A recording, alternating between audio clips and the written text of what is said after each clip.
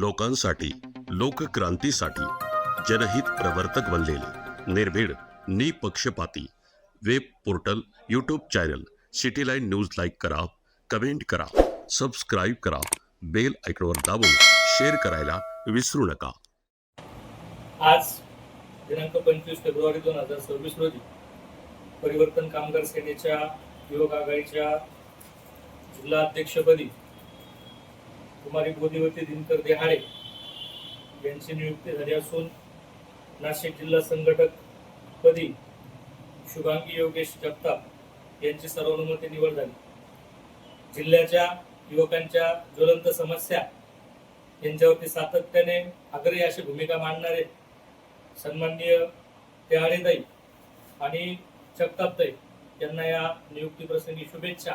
येणाऱ्या काळात त्यांच्या हातून देशाची, राष्ट्राची प्रगती हो, विकास हो या सदिच्छेसह शुभेच्छा।